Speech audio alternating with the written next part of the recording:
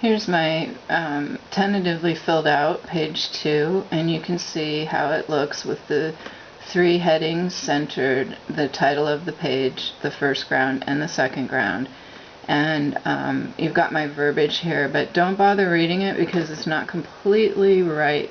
And I'm going to go back over to my example and show you or tell you what I used out of this to create my own. This gentleman, after his first ground for demurrer, he has this phrase here that starts both of his 2 points, and it says, defendant generally demurrers to the unlawful detainer complaint filed by the plaintiff on the grounds that. So I'm saying that means defendant, me, demurrers, objects to the summons on the grounds that. And then here, from then on, he describes his particular problem. And in his case, both of his things that he's discussing relate to the 3-day notice, and I'm on the summons. So we have a little bit of a difference. But one thing that's very interesting here is that he's talking about, let's see, it fails to include the payment information required in number 2. And so I think I can say that it incorrectly states the payment information in section 2. And of course I will verify that, but I think that's where I'm going to go with it. And then he says, and thus the complaint on its face fails to, and then he goes through and says a little phrase. In his second one he starts out exactly the same, defendant generally demurrers, blah, blah, blah.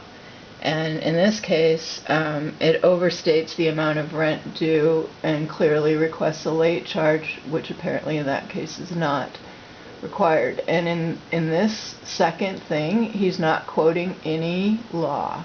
So that gives me a little thought about, I don't know, to think a little further on that one. But I just worded mine exactly the same as best I could, and I'm going to go ahead and look. For example, on my second ground, I'm saying I generally demurrer, blah, blah, blah, on the grounds that the unlawful detainer fails to include the contact information for the agent paid by the plaintiff as required on point 3 and point 6 of the unlawful detainer. And in those 2 places, point 3 and point 6, it says they have to list somebody they're paying. And I have an email that you'll see where they say, we don't have contact information for the attorney because we're using an agent. Well, that pretty much says that they're not doing their own lawsuit, they're using a third party, but yet in the notice that I have, they are required to say they're doing that, and they haven't. So that's my second point. But again, I don't know how that falls into the rule of law, and I'll have to look for it.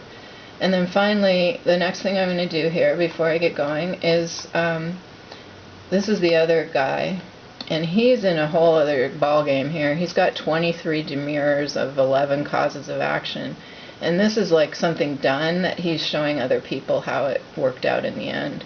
And so he gets down here to his demurrers, and you can see he's got a little different setup, so I feel really good about that. I don't have to be perfect on my formatting.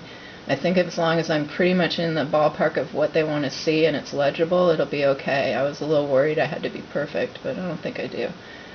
So anyway, he goes through and he has these, whatever, we have 27 numbers or whatever. So I'm going to read each one though.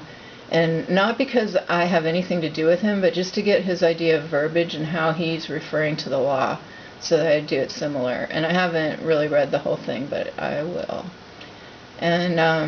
And I think I'm probably going to really stop there as far as researching too much more until I get to the courthouse. So that's that.